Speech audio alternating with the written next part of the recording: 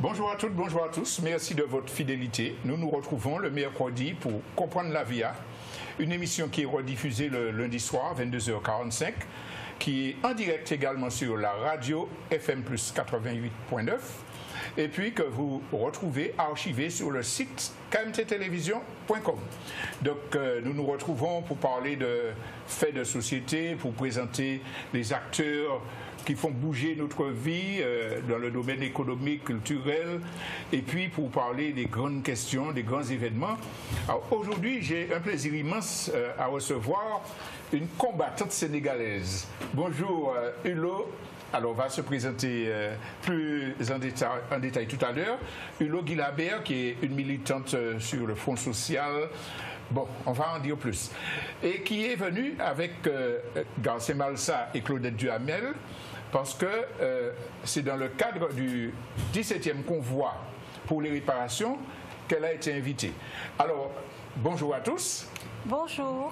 Avant même de commencer notre entretien, Garcé Malsa, après 17 éditions de convoi, comment ça se présente cette fois-ci?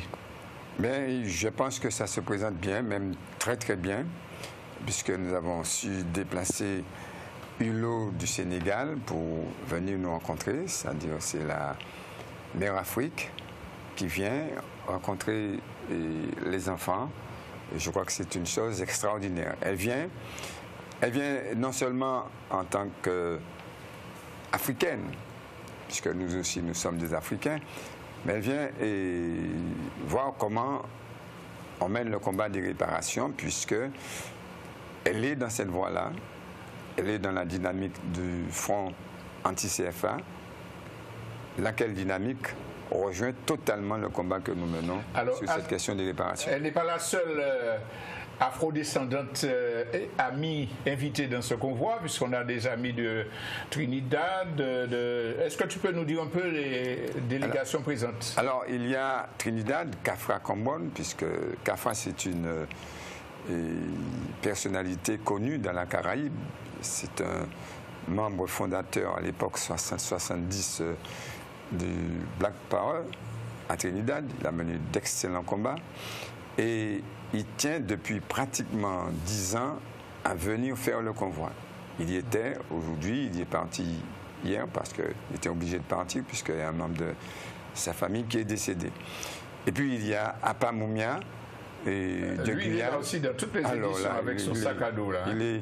Il est dans tous les combats, en Guyane, bien sûr, en Martinique, en Guadeloupe, puisque quand il finit le convoi ici, il va directement en Guadeloupe avant d'entrer en Guyane, où il doit préparer le convoi organisé par le MIR Guyane. Je crois que c'est quelque chose d'extraordinaire.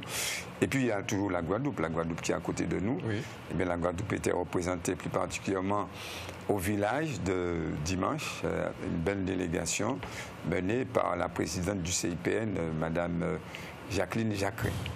Voilà. Alors, on aura l'occasion de faire un bilan sur le convoi. Aujourd'hui, je souhaiterais qu'on s'attache particulièrement à ce débat qui a été organisé dans le cadre du village et qui nous a valu justement les interventions de notre ami et pour qu'on aborde tous ces problèmes de fond qui ont été touchés donc, lors de ce village. Claudette Duhamel. Bonjour. Bonjour. Alors, tu as assisté à ce débat au village. Dis-nous tes impressions là, de l'extérieur. Oui, j'ai assisté à ce débat. Ça m'a beaucoup apporté et j'étais satisfaite que soient abordées les questions essentielles et fondamentales pour le devenir de nos peuples. Et notamment l'intervention de madame qui était très, très, très bonne. Et donc, j'ai apprécié tout ce qui a été dit. Mais je pense qu'il faut aller plus loin, puisqu'on a posé la question, comment prendre ce pouvoir? Il faut le prendre, mais comment le prendre? Je crois qu'on est sur le bon chemin et qu'on va trouver effectivement le chemin pour arriver à exister, à être ce que nous sommes, des personnes humaines pleinement et entièrement. Voilà, alors, nous nous attachons maintenant à cette militante sénégalaise qui fait énormément de choses. Alors le vieil ami Gabriel dit poule pas avant tes bouillons, la poule ne vante pas sa soupe, mais quand même, dis-nous un peu tes activités militante au Sénégal. De quoi tu es engagée? Alors tout d'abord, je ne suis pas sénégalaise. Ah. Je suis une Africaine du Sénégal. Une précision importante. Je suis contre les frontières qui ont été concoctées à Berlin sans l'Afrique. Donc je ne suis pas sénégalaise, je suis africaine. Et d'ailleurs, dans ce sens, j'ai créé un site où n'importe quel afrodescendant du monde entier peut aller se fabriquer une carte d'identité africaine. Donc voilà, ça c'est... On va donner les adresses de site tout à l'heure. Voilà. Donc c'est la première chose. Donc, ça c'est la première chose. Ensuite, moi je suis éditrice, éditrice en premier lieu, écrivain, puisque j'écris des romans, mais j'écris aussi des livres sur mon combat, comme ce livre que vous avez là. Je suis conférencière, je fais beaucoup de conférences au Sénégal, mais j'en ai fait aussi en Algérie, etc. Je fais ça dans les universités parce que tout mon combat s'adresse plus aux jeunes, parce qu'aujourd'hui, les jeunes doivent être vraiment aidés pour sortir de l'aliénation dans laquelle nous tous nous baignons des autres générations, parce que cette aliénation vient de l'éducation qui est toujours coloniale, chez nous comme ici je pense, et que donc il faut qu'on désaliène la tête de nos enfants, et c'est pour ça que j'ai fait ce livre, pour leur donner des petites clés, et après il faut qu'eux-mêmes ils aillent chercher l'information, etc., etc. Donc mon combat il s'adresse plus aux jeunes, et je leur dis toujours, vous êtes notre espoir. Nous, on est vraiment, bon, on a fait ce qu'on a pu, mais on a échoué. On n'a pas totalement réussi.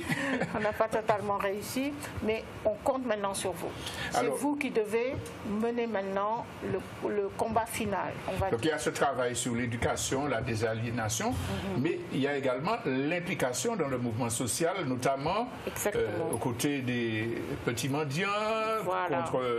Parlez-nous de ce combat. Donc en fait, au Sénégal, il existe énormément d'enfants dans les rues. Qui mendient. C'est des enfants qui sont en général, la plupart des membres d'école coranique, en fait des élèves d'école coranique, et donc depuis des décennies, ce phénomène existe. Il existe et il va crescendo, et en fait, pour moi, c'est de l'exploitation pure et simple, puisqu'on exige aux enfants d'amener tant par jour d'argent, sinon on les bat.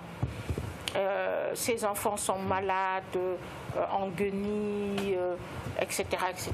La société sénégalaise passe devant plus ou moins de manière indifférente. En tout cas, ils font partie des meubles.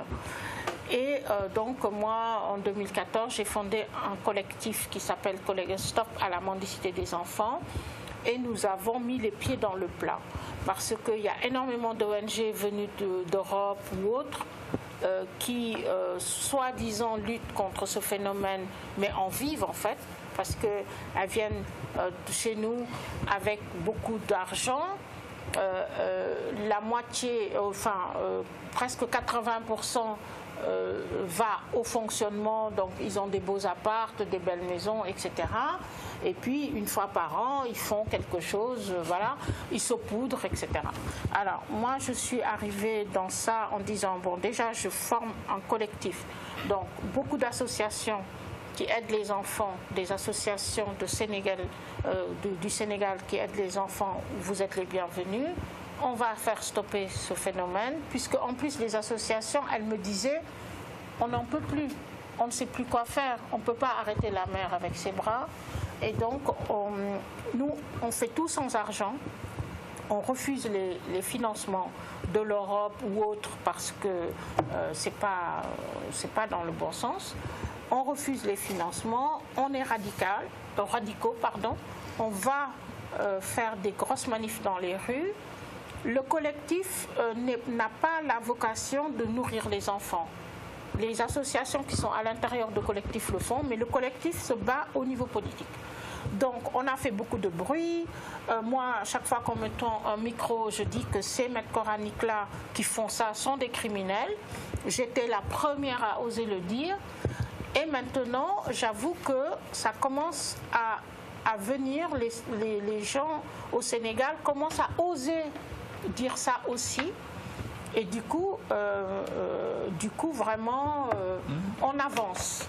Maintenant, l'année dernière, le président Macky Sall a décrété un beau jour qu'il retirait tous les enfants des rues. Et j'étais très contente. Toutes les télés sont venues chez moi pour me dire « vous avez gagné, c'est super et tout ». J'ai dit non, j'y crois pas trop, parce qu'à chaque fois, les lobbies religieux, etc., font qu'ils retournent dans les rues. Et bien, ça n'a pas loupé. Aujourd'hui, ils sont encore de plus en plus nombreux dans les rues. Donc c'est un combat les téléspectateurs verront l'immensité du travail qui est réalisé. Et on va reprendre point par point, notamment les questions d'édition et tous les autres combats. Et je voudrais me retourner vers les amis qui sont à la base du convoi, notamment Galsen. En entrant, Guy Labert disait que nous sommes des Africains, des membres de la diaspora, et ça rejoint un peu les idées panafricanistes que tu développes avec d'autres. Comment tu conçois les relations entre ces différents mouvements? Qu'est-ce qui fait que tu invites ces personnes-là dans le convoi? Parle-nous un peu des relations entre la diaspora et l'Afrique. Alors, je voudrais déjà signaler que si j'ai tenu à ce que Claudel vienne ici avec moi, c'est parce que depuis très longtemps, nous sommes déjà dans cette dynamique-là. Je me rappelle le premier voyage que nous avions organisé, nous avions monté une association qui s'appelait Amérique Gorée, dont la mission était de, avant tout, préparer le 150e anniversaire de l'abolition de l'esclavage. Et pour ce faire, nous étions déplacés, plusieurs, à Gorée, voir ce qui s'était passé à Gorée, discuter, échanger avec les Sénégalais, deux ans avant 1998. Et nous avions vu ce que nous devions voir. Et à partir de là, nous avons tout fait pour que des jeunes Martiniquais, des jeunes Européens et des jeunes Africains se retrouvent à Gorée, échanger, discuter et comprendre ce qu'était l'esclavage, ce qu'a été la traite négrière, ce qu'ont été les razzias et la manière dont l'Afrique a été dépecée, ce que Hulot venait de dire. Et ça a été remarquablement bien fait, puisque ces jeunes sont revenus en 1998. Tous, ils pleuraient, ils étaient contents parce qu'ils avaient vu ce qu'on ne leur avait jamais dit ni montré en classe. Ils avaient même constitué en pleine mer, en Atlantique, une association qui s'appelle la Renaissance africaine. Ils sont encore là pour certains d'entre eux et j'espère qu'ils vont, l'un de ces jours, passer à Athénée. Donc nous étions 2 ans avant. Mais bien avant, en 1992, nous avions pensé qu'il était bon de créer un lionnage avec l'Afrique au moment où les colons s'organisaient à Séville pour commémorer, soi-disant, les 500 ans de la découverte de des Amériques par Christophe Colomb. Mais c'était une abomination insupportable. Et c'est à partir de là, à Paris, nous avions décidé de lancer une dynamique qui s'appelle la logique des 3 R. La reconnaissance du crime, la réparation et la réconciliation en 1992. Et de 92 à 1998, on sait ce que ça a donné. Il y avait énormément de manifestations. Puis il y a eu la loi Taubira. Je tenais à faire ce retour-là pour préciser que nous sommes dans cette dynamique depuis bien longtemps. Et c'est dans cette même dynamique que nous avions décidé de lancer le convoi en 2001, puisque nous avions observé que la reconnaissance du crime contre l'humanité avait été quelque chose d'acté. Mais comme on ne parlait pas de réparation dans la loi Taubira, nous nous sommes dit, voilà, il faut absolument mettre en route pour faire en sorte que la question de la réparation devienne un enjeu essentiel pour nous les afrodescendants. Nous sommes des panafricanistes. Ça veut dire que, tout simplement, l'Afrique ne peut pas exister sans ses enfants dispersés dans la diaspora. Et nous-mêmes, nous ne pouvons pas nous sentir bien si l'Afrique meurt. Donc il faut absolument qu'il y ait cette renaissance africaine. Et nous militons pour cette renaissance africaine à tous les points de vue. Et je suis heureux que Claudette soit là pour parler du combat qui est mené au cœur même de la justice française. J'allais me tourner vers l'avocate, parce qu'on a bien compris à travers l'intervention de Hulot que le combat, c'est lutter contre l'aliénation, se reconstruire, prendre des initiatives concrètes, et puis se mobiliser dans les rues. Mais le combat sur le front juridique, et notamment au niveau international, est indispensable. Absolument. Et à quel point en sommes-nous au plan international dans la lutte contre les réparations et particulièrement en ce qui concerne les initiatives du MI en Martinique?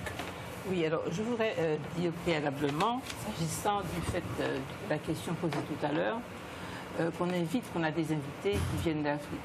Il faut prendre conscience d'une chose. À l'heure actuelle, le combat que nous menons pour la réparation est avant tout le combat pour que la reconnaissance de notre humanité. Et cette humanité est niée aussi bien au niveau de la diaspora qu'au niveau de l'Afrique. C'est-à-dire que nous subissons actuellement un système qui nous dénie le droit à réparation. Et non seulement nous dénie le droit à réparation, mais qui continue à nous dénier le droit à l'existence, à notre propre dignité humaine. Et c'est valable pour la Martinique, la Guadeloupe et pour l'Afrique. Donc nous avons un combat à mener ensemble pour effectivement accéder à notre pleine et entière humanité. Au point de vue juridique, cela veut dire quoi? Cela veut dire que nous devons obtenir que les nations esclavagistes, que sont la France, la Grande-Bretagne, la Belgique, etc., réparent les crimes contre l'humanité commis. Et réparer, ce n'est pas simplement de l'argent, mais réparent pleinement. D'ailleurs, reconnaissent notre dignité. Parce que si on ne reconnaît pas cette dignité, ce n'est pas la peine. Donc le combat que nous menons est un combat commun pour cesser cette discrimination fondamentale, ce fossé au sein même de l'humanité. S'agissant des luttes au plan interne, bon, vous savez, je crois que nous avons mené, nous continuons à mener un combat pour que la France, puisque nous sommes dans un cadre néocolonial français, pour que la France prépare à partir de la loi Taubira. La loi Taubira qui reconnaît le crime. Nous disons que le grand principe de droit français, qui est la réparation, doit s'appliquer. Si on nous dit, et comme on nous le dit au niveau du tribunal, on nous dit non, que ce principe ne s'applique pas, ça veut dire que nous sommes toujours un déni d'humanité et que la justice française persiste à ne pas reconnaître notre droit à la dignité. Donc nous continuons ce combat devant toutes les juridictions françaises et nous irons après devant les juridictions internationales. Mais il faut savoir qu'au plan international, le combat est mené depuis très longtemps, puisque nous participons avec Garcin pourrait vous le dire un peu mieux que moi, avec la CARICOM, le pays de la CARICOM, à un grand mouvement pour la réparation. Il y a eu plusieurs conférences qui ont déjà été organisées dans différents pays de la Caraïbe, mais également une grande messe, une grande réunion qui s'est tenue cette fois-ci aux États-Unis, où nous avons effectivement échangé, nous avons pris des résolutions et au plan international, nous sommes en train de nous rassembler parce que la diaspora africaine est une diaspora qui est dans toutes les Amériques. Nous sommes un peu à l'Amérique dite du Nord, du Sud, etc. Donc nous sommes en train de nous réveiller. C'est important. Quand tout à l'heure j'entendais Madame qui disait que le combat sera fait par nos enfants, c'est vrai, mais nous avons encore beaucoup de choses. Et nous avons déjà fait beaucoup. Nous avons commencé véritablement nos procédures judiciaires en 2005. Et depuis ça, il y a eu beaucoup d'avancées. Et les gens se sont beaucoup réveillés. D'abord, il y a eu un questionnement. On s'est questionné, on s'est interrogé. Et puis, on a vu qu'effectivement, nous, au niveau de la Martinique, qui demandions ça, on se moquait un petit peu. Mais quand on voit que la CARICOM fait partie de ce vaste mouvement, pourquoi la CARICOM? Pourquoi ces pays, vous êtes un peu long, pourquoi ces pays en viennent comme nous à demander réparation alors qu'ils sont censés être indépendants? C'est qu'ils se sont rendus compte qu'en fait, ils n'étaient pas souverains. Parce que pour être souverain, il faut maîtriser sa décision. Il faut avoir un esprit clair, un esprit, être digne, avoir sa pleine et entière maîtrise de ce qu'on est. Ce qui s'est passé, c'est qu'ils ont un petit peu, en tant que pays indépendant, été dans le mimétisme avec l'ancien colonisateur. Et ils ont reproduit les mêmes choses. Et ils ont continué l'aliénation. Et ils ont, par exemple, je prends la matière juridique, ils ont produit des codes qui régissent les lois de la famille, comme ça se fait en France, alors que nos familles ne sont pas du tout pareilles. Nous n'avons pas le même système, le même tissu social. Donc on a reproduit. Donc ils se sont dit, mais attendez, on a été indépendants, mais a-t-on été réparé? Avons-nous accédé à la pleine dignité? On aura l'occasion de revenir dans une émission spéciale sur les réparations. Parce que je voudrais quand même qu'on cible sur notre invité qui nous vient de loin. Et notamment, elle a fait un peu l'énumération de son champ d'activité. Donc, on va commencer par parler de la maison d'édition. Et là, c'est l'un des livres que vous avez personnellement réalisé. Vous allez en parler, mais parlez-nous déjà du travail d'édition. Avec qui vous travaillez, comment, quels sont les objectifs? J'aimerais quand même dire juste un petit mot sur ce qu'elle a dit avant de passer à ça. C'est-à-dire que les réparations, il y a impossibilité de réconciliation s'il n'y a pas réparation. Ça, ils n'auront jamais la paix. Le monde ne sera jamais en paix. Donc, ils n'ont qu'à se pencher dessus et faire. Je donne l'exemple de Nelson Mandela. Je donne l'exemple en Afrique du Sud. En Afrique du Sud, il y a vraiment eu un gros problème. Nelson Mandela a fait une erreur. Je suis désolée, c'est une icône, mais je suis vraiment sûre de ce que je dis. Il a fait une erreur en laissant les Blancs venir dans une comité de réconciliation ou je ne sais pas quoi, dire bonjour, je suis désolé, pardon, au revoir. Il ne s'est rien passé d'autre, à part le droit de vote pour les Noirs.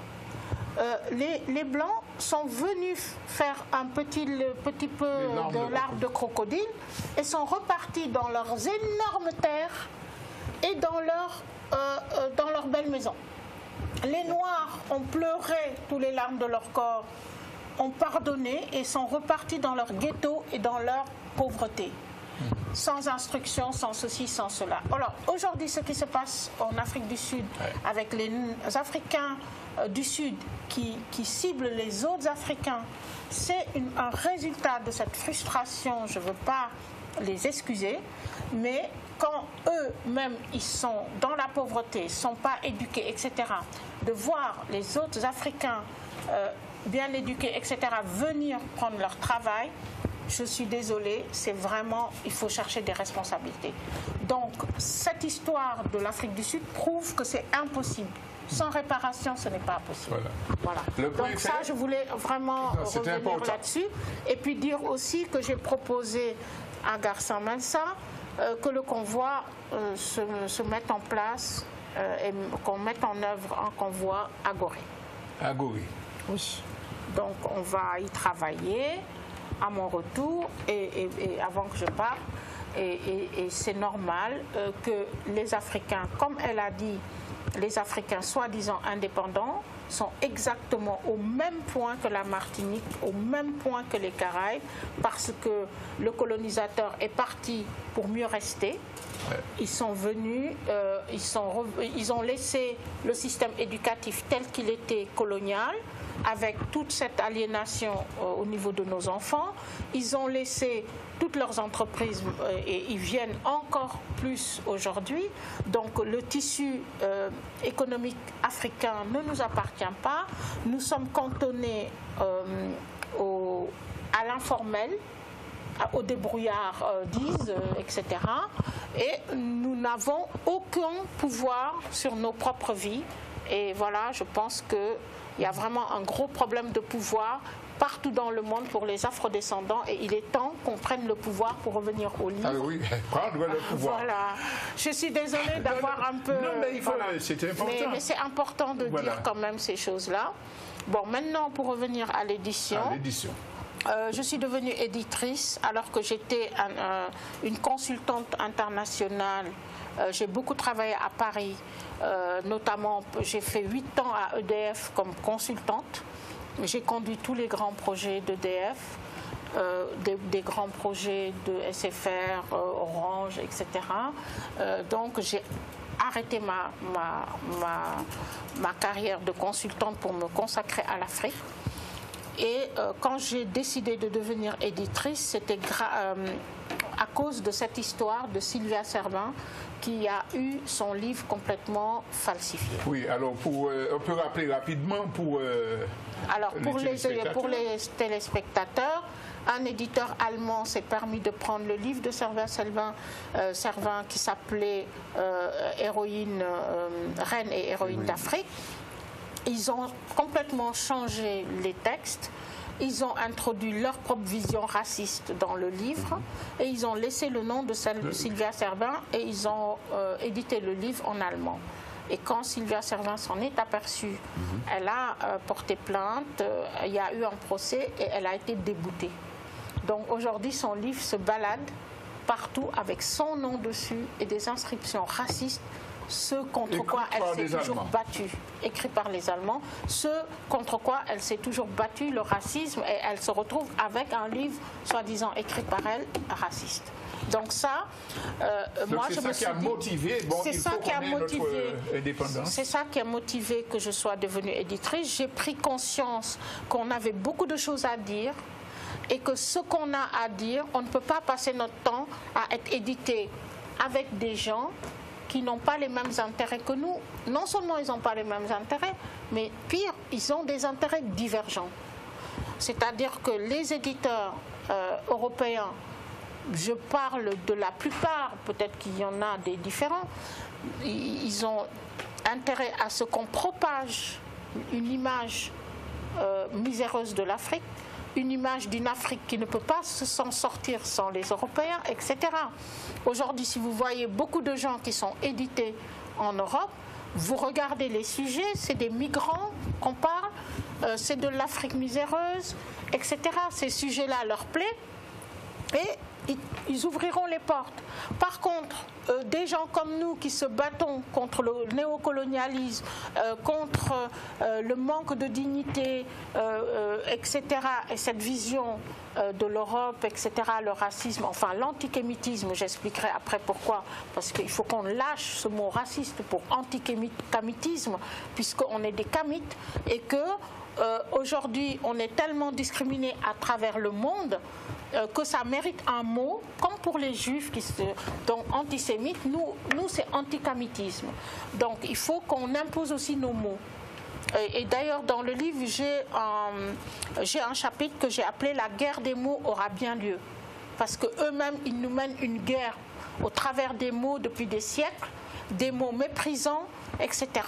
Donc maintenant je suis devenue éditrice pour que les gens, les Africains, les afrodescendants puissent s'exprimer librement et sans qu'il y ait des risques de falsification comme pour cette version. Mais c'est au Sénégal seulement que vous éditez? Non, Non, puisque là, j'ai édité jusqu'à 7 ou 8 nationalités différentes. J'ai édité des Camerounais, des Congolais, des Ivoiriens, même des Français, etc. Donc, ma maison d'édition, elle s'appelle Diaspora Noire. C'est bien parce que j'ai tout de suite ciblé l'Afrique et ses diasporas dans le monde entier. Diaspora au pluriel pour dire que c'est des diasporas de plusieurs couches, etc. Donc, moi, mon panafricanisme a toujours inclus la diaspora.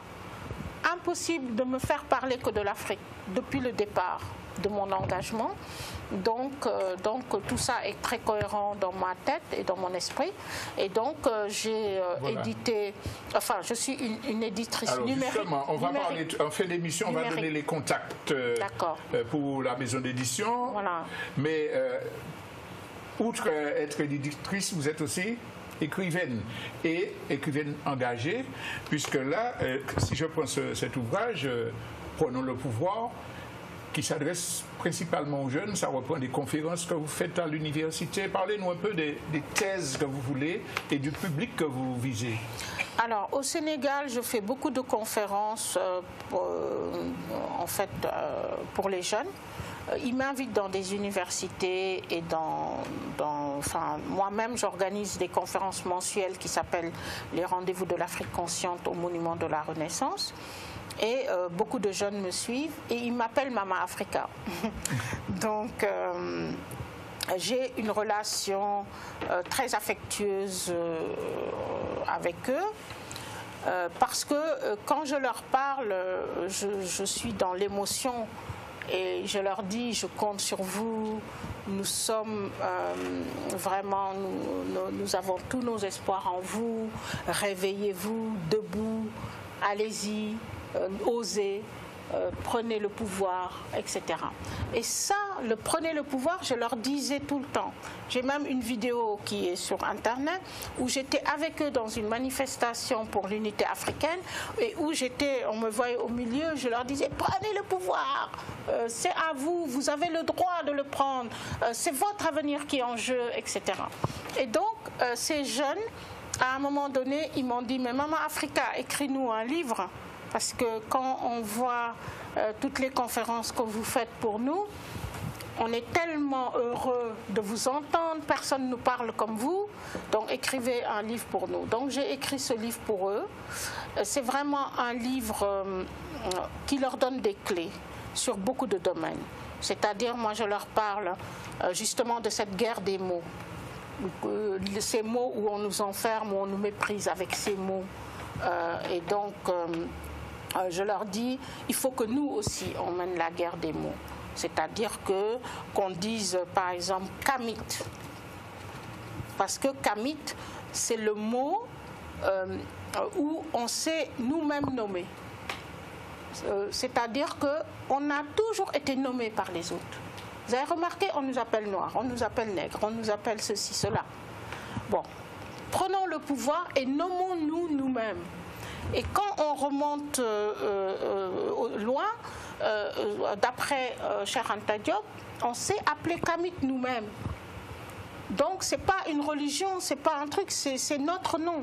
On n'a qu'à reprendre notre nom. Ensuite, je leur parle de la spiritualité africaine. Je leur dis, je ne veux pas vous détourner des religions autres, ce n'est pas le propos. Ce n'est pas mon genre. Je ne vais pas décider à la place des gens. Par contre, ce que je veux que vous fassiez, c'est que vous respectez vos ancêtres. Respectez vos ancêtres. Et vos ancêtres ont été victimes d'une falsification de leur spiritualité. On nous a dit c'est des satanistes, c'est des sorciers, c'est de l'animisme, c'est ceci, c'est cela. Allez vous renseigner. Découvrez la spiritualité des ancêtres. Et les ancêtres, ils étaient monothéistes. Ils ont même inventé le monothéisme. Allez chercher l'info. Et je donne d'ailleurs beaucoup de références de vidéos ou de livres écrits par des juifs eux-mêmes qui ont dit que le monothéisme a été inventé en Égypte. Il y a des juifs eux-mêmes qui ont écrit un livre pour dire ça et pour dire que les juifs, ils venaient d'Égypte avec cette spiritualité qu'ils étaient partis avec. Donc, il y a énormément de choses qu'il faut qu'on rétablisse.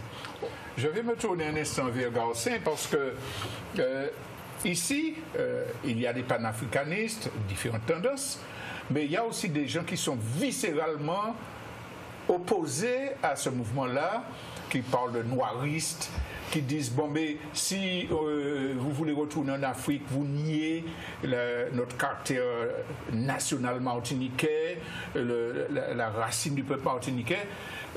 Qu'est-ce que tu répondrais à ces détracteurs? Je suis un peu comme Hulot, je ne tombe pas dans ce débat-là. Les choses sont beaucoup plus simples pour moi, très simples.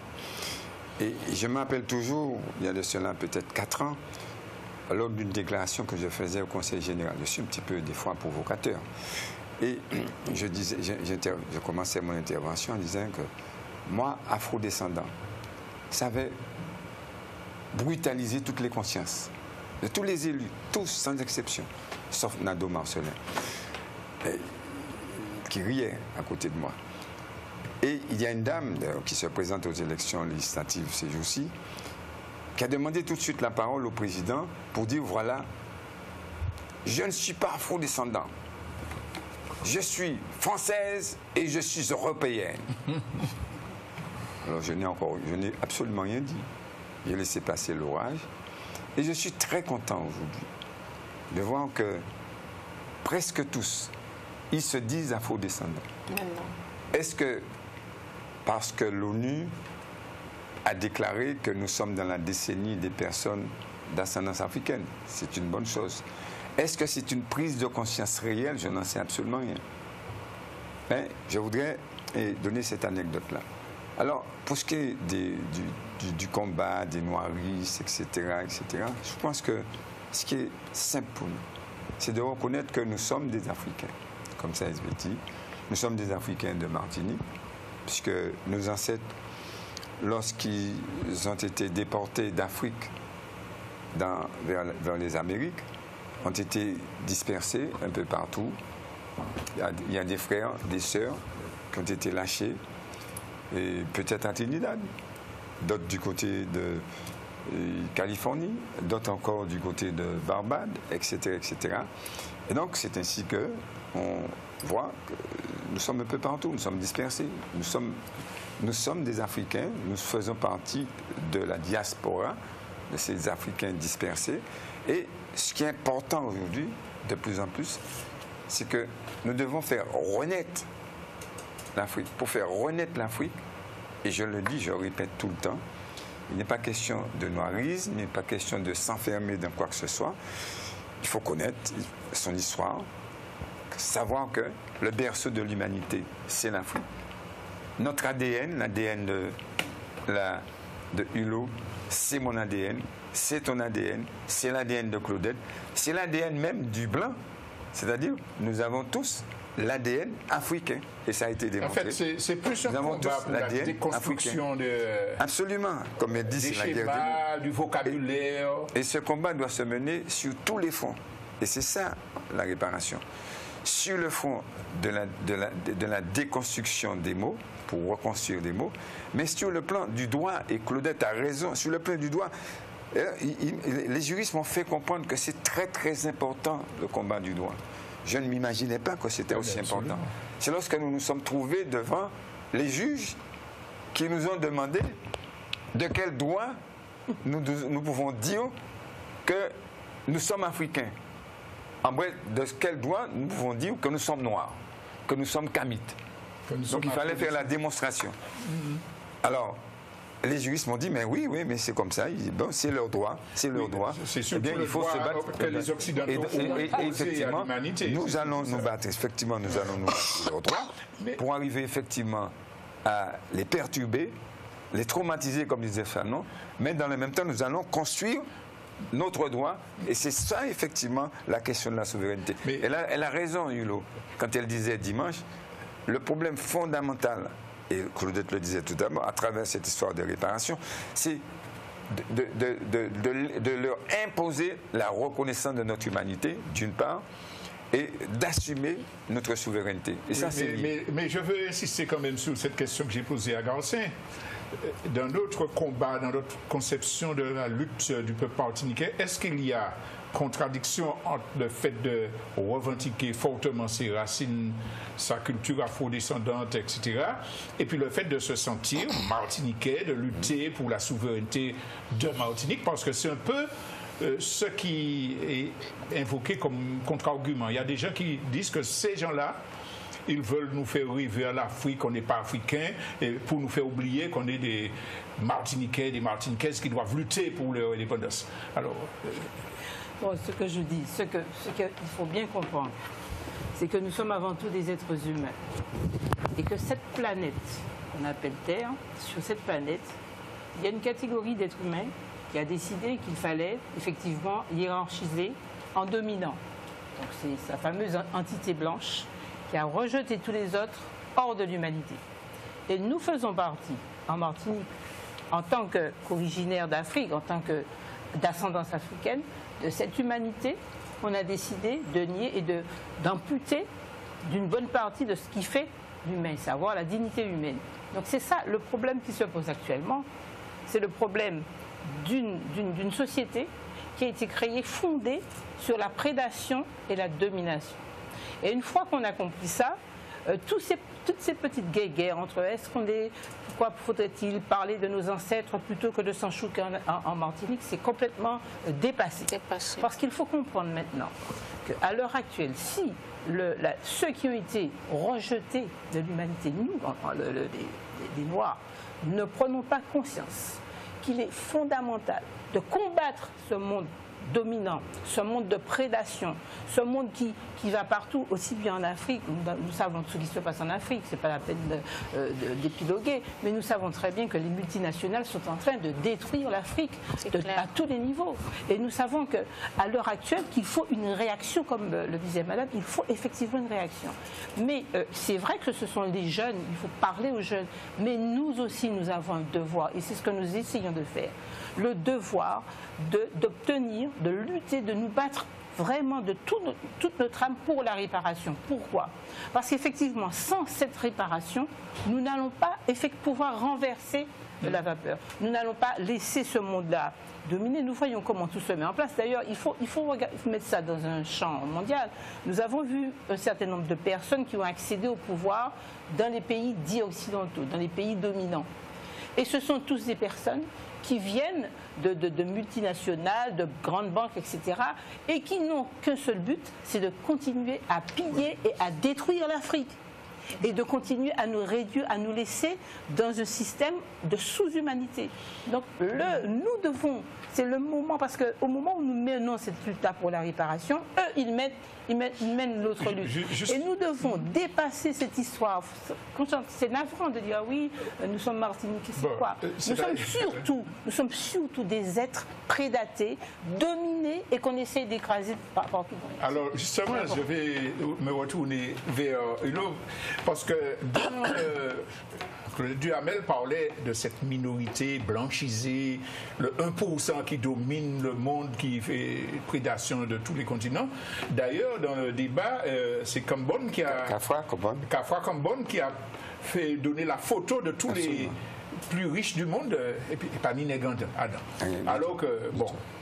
Donc, l'intérêt de développer disons l'unité entre le continent, la diaspora de tous les pays, c'est pas simplement par une sympathie entre nègres, c'est la nécessité d'un rapport de force pour empêcher la prédation et pour être en mesure de renverser ce système-là. Et je sais justement que dans ce combat-là, vous portez énormément d'importance à déconstruire l'image qu'on a que la France aide, les ONG aident. Les richesses de l'Afrique, la puissance de l'Afrique, c'est quoi pour nous aujourd'hui? Alors déjà, vous savez comment j'écris Occident, moi? OXY. Parce qu'ils oxydent le monde. Parce qu'ils oxydent le monde. C'est exactement ce qu'elle a raconté. Et nous, ça fait déjà plusieurs années qu'au niveau des réseaux sociaux, nous sommes vraiment très très nombreux à l'écrire comme ça. Vraiment, c'est voilà. Donc l'Occident, je ne mets pas là-dedans les masses occidentales. Pas forcément. C'est-à-dire que c'est un système.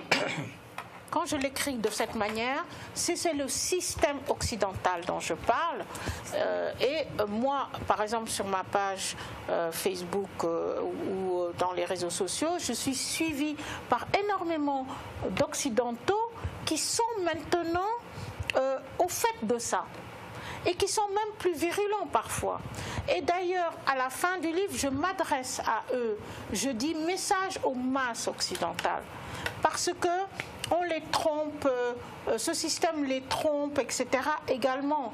Donc, il faut que cette lutte soit unifiée à notre niveau, nous, les prédatés, nous, les sous-hommes, nous, on était tiers-monde à un moment donné, après on était sous-développés, etc.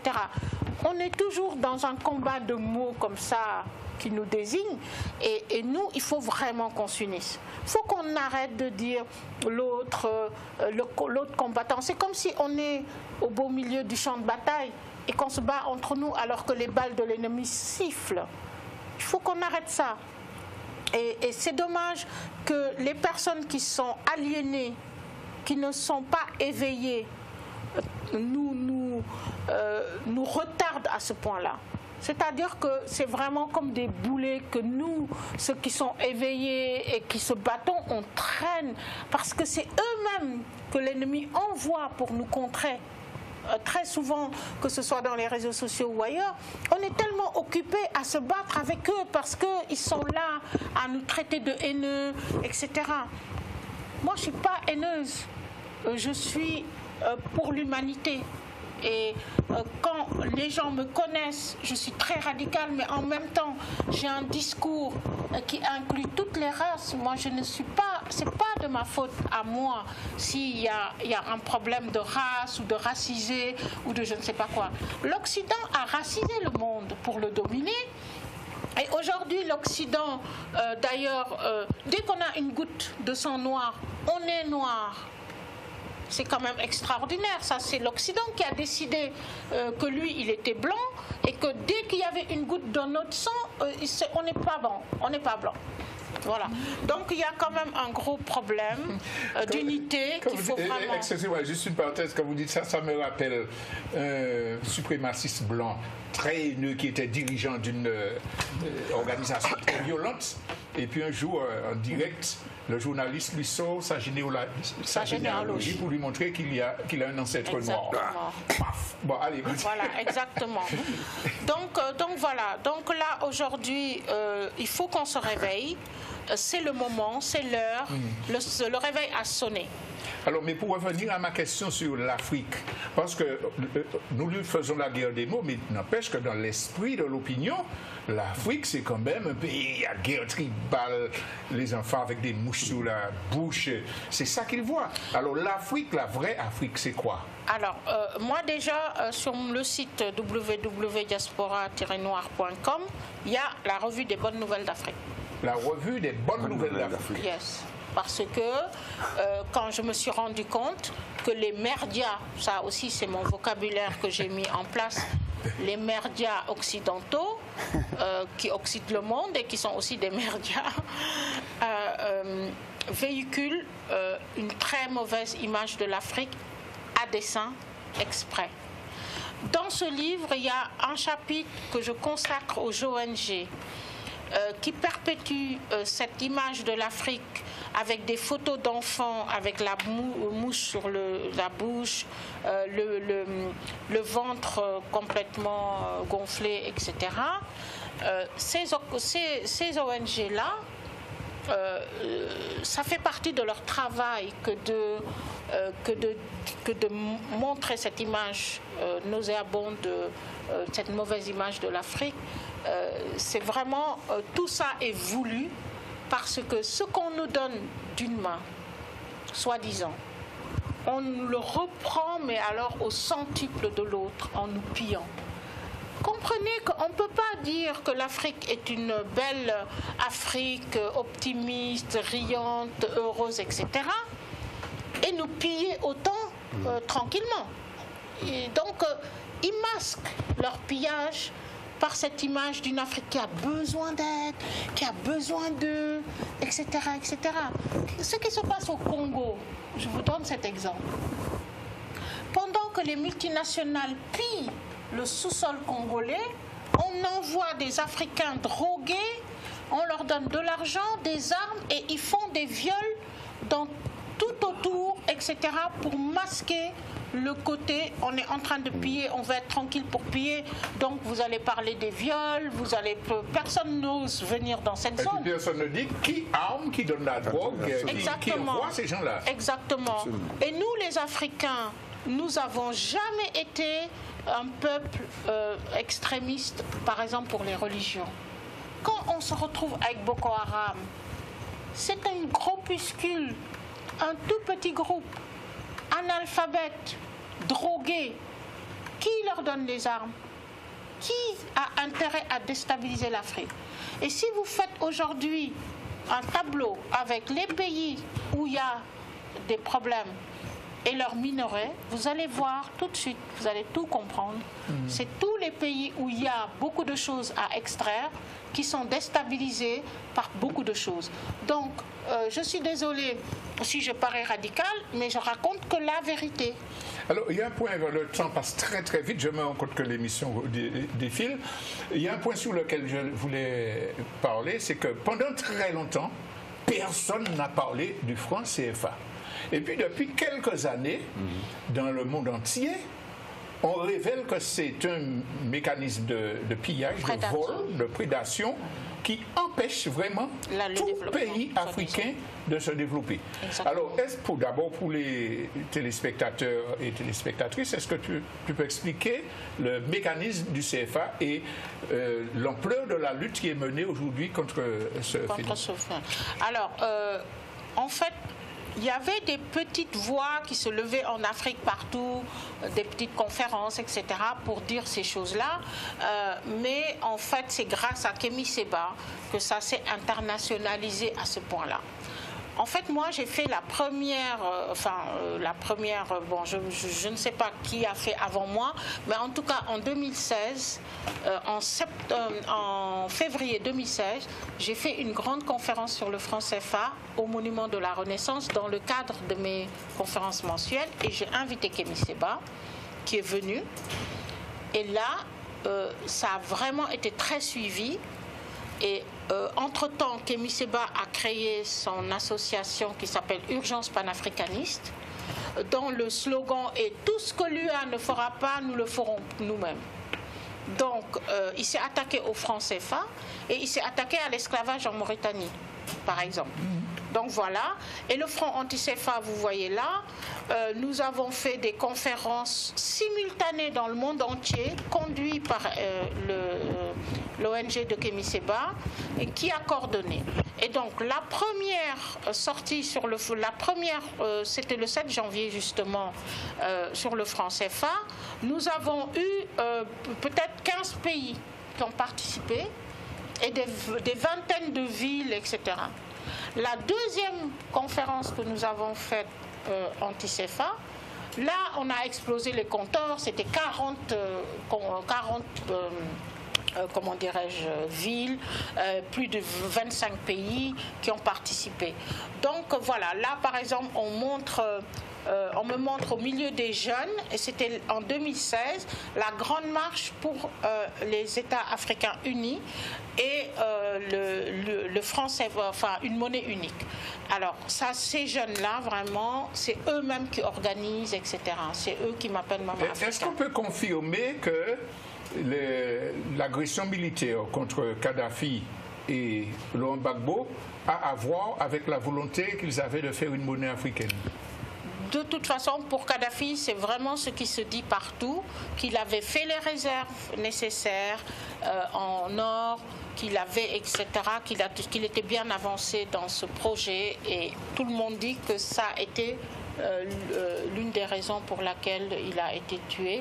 Mais bon, on ne peut jamais vraiment l'histoire nous le confirmer. dira.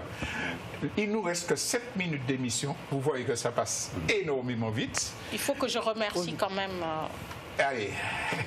Alors, je vais remercier mon frère Garcin Malsa, que j'ai vraiment connu pendant ce séjour ici en Martinique, et je me rends compte que c'est une vie qu'il a complètement dédiée à cette cause, et qu'il vit et qu'il respire avec cette cause tous les jours. Et vraiment, je veux lui rendre hommage, parce que quand je disais tout à l'heure que nos générations ont échoué, il y a énormément de gens qui ne sont pas dans cette chose-là, mais qui ont été bien seuls parfois à porter quelque chose de très lourd. Et lui, il a vraiment porté cette cause à bras le corps. Il a entraîné beaucoup de gens. Et moi, je lui rends hommage et je vais vraiment le soutenir dans cette voie-là.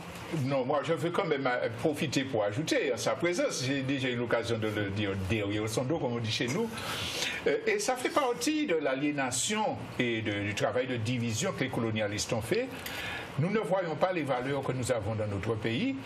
Et Garcin Malsa, on peut être d'accord avec lui sur des choses, sur son caractère, sur toutes sortes de choses, mais c'est quelqu'un qui a quand même au niveau international été déterminant dans la lutte pour les réparations et sur le front écologique aussi. Alors, de temps en temps, on se chamaille, mais je confirme ce que tu dis, et il nous faut, nous, Martiniquais et Martiniquaises, apprendre à reconnaître nos véritables valeurs, nos véritables héros, même s'ils sont embêtants quelquefois, n'est-ce pas, Garcin? Ah oui. Oui, absolument. Absolument. Je veux surtout dire merci à Robert pour cette émission, parce que je pense que il était important pour moi que Hulot vienne et parler à la fois de l'Afrique, mais du travail qui est fait en Afrique à partir de gens ayant à la fois la conviction, la détermination, et puis qui n'attendent absolument rien d'autre, sinon l'épanouissement de l'Afrique. Et quand je dis l'Afrique, l'Afrique et la diaspora toujours.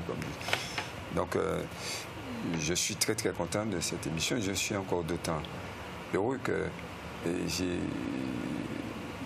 savais qu'elle aurait rechigné à venir ici, Claudette, mais je l'ai prise au mot rapidement, parce que je pense que dans ce combat que nous menons, elle y est pour beaucoup, du point de vue du droit, c'est vrai, mais du point de vue de la militante qu'elle est.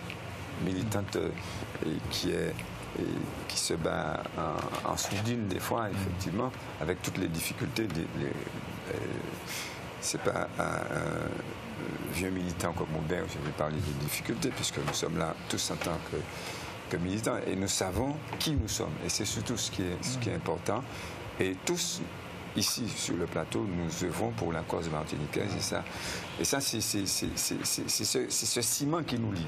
Voilà. Parce que Alors, j'aimerais, pendant les dernières minutes, qu'on rappelle les contacts, les adresses mail, les sites sur lesquels on peut avoir davantage de renseignements. Alors, pour Diaspora Noire, la maison d'édition, il y a un site de librairie en ligne et aussi la revue des bonnes nouvelles d'Afrique. Donc, c'est www.diaspora au pluriel, du milieu et noir au pluriel.com. Ouais. Ça, c'est vraiment un site où vous trouverez beaucoup de renseignements. Pour la carte d'identité africaine, je crois que c'est comment dirais-je, www-carte identité.org ou un truc comme ça. Oui, on la voit à l'écran là. Donc, Ah ben voilà, en fait là j'ai fait une carte d'identité avec ma tête quand j'étais jeune à 20 ans. J'ai mis le nom de Sankara, un autre nom, j'ai mis Ouagadougou et tout ça. Et en bas, il y a je suis une Africaine du Burkina Faso. Et si c'est une Martiniquaise qui va faire la carte, on va mettre je suis une Africaine du Martinique. Ah bon, d'accord. Et bon, voilà. Ça, on peut retrouver sur le site de toute façon. Ça, vraiment, carte d'identité africaine, si on tape ça, qu'on cherche un peu, Google va... Voilà. Alors, les quelques minutes qu'il reste, chacun... Et il faudrait vraiment que je remercie, excusez-moi, les Martiniquais pour l'accueil. Alors, on va laisser ça vous la fin.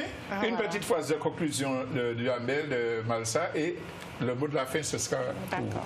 Oui. Alors, ce que je voudrais dire, c'est que chaque Martiniquais, tous les mouvements martiniquais qui œuvrent depuis plus de 30 ans, même 40 ans, pour effectivement parvenir, pour que nous parvenions à nous libérer, en fait, que nous arrivions à avoir, en tant qu'être humain, une liberté vis-à-vis du système colonial. Je crois que tous ces combats-là se sont ajoutés, que maintenant, à l'heure actuelle, nous sommes dans une phase où nous avons évolué beaucoup, puisque nous sommes en train de rejoindre un peu l'Afrique, et que je crois que ça va continuer, et je suis persuadée que via la réparation, nous allons parvenir à être ce que nous sommes, ce que nous n'avons jamais cessé d'être, des êtres humains. Alors, c'est une phrase de conclusion. Ce que je veux dire, le monde tel qu'il est a besoin de la spiritualité africaine pour devenir plus humain. Et ça, c'est très important. Et c'est pourquoi le combat que nous menons, c'est un combat déterminant, c'est un combat pour la réparation. Et il ne peut pas y avoir succès du combat pour la réparation si nous laissons les Occidentaux à faire le travail de dépeçage qu'ils ont fait depuis très longtemps et de déprédation. Voilà, alors avant qu'on fasse la conclusion, il y a une téléspectatrice qui a demandé si on n'a pas Internet, comment on peut se procurer ce livre.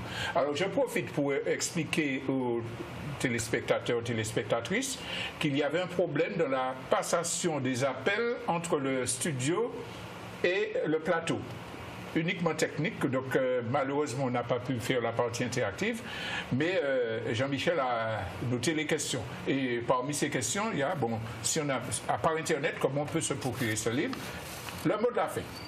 Alors le mot de la fin, c'est dire aux Martiniquais que moi je les reconnais comme des frères, que je suis venue apporter un appel de l'Afrique à ses enfants dispersés et qu'il faut qui s'intéressent à l'Afrique, qui regardent leurs origines, etc. Et pour répondre à la question de la personne, ce livre, en fait, je pense qu'on peut le commander dans les librairies, mais le commander parce qu'il n'est pas distribué. On peut le commander quand on va sur le site. On peut commander le papier. Par exemple, ici en Martinique, l'imprimeur en France fera le livre et l'enverra par la poste s'il n'y a pas de problème. Par contre, je dois dire quelque chose de très important, c'est que les jeunes peuvent obtenir le PDF gratuit sur le site avec juste en remplissant un formulaire de demande du livre et je le renvoie gratuitement. Je l'ai déjà envoyé des centaines de fois à beaucoup de jeunes à travers l'Afrique parce que ce qui est important, c'est que ça fasse son travail d'éveil.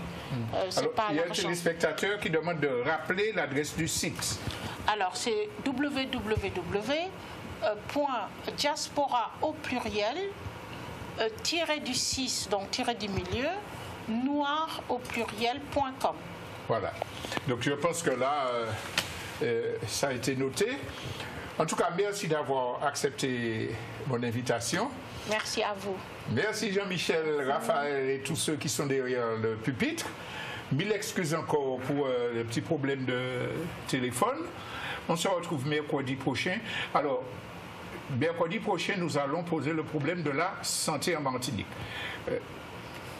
Voilà, et donc, il est vigilant, notre ami Jean-Michel. Donc, mercredi prochain, disais-je, nous allons faire cette émission sur la santé que nous avions prévue un mercredi où on n'a pas pu avoir les conditions techniques. Donc, d'ores et déjà, vous pouvez préparer vos questions, vos témoignages que vous allez transmettre au 48 44 25. Nous aurons des représentants du secteur hospitalier, nous aurons des gens qui ont écrit sur cette affaire-là. On sait que c'est une question clé. Rendez-vous mercredi prochain. Merci à tous de votre attention. Merci à vous. Merci vraiment. Et à la semaine prochaine. Merci.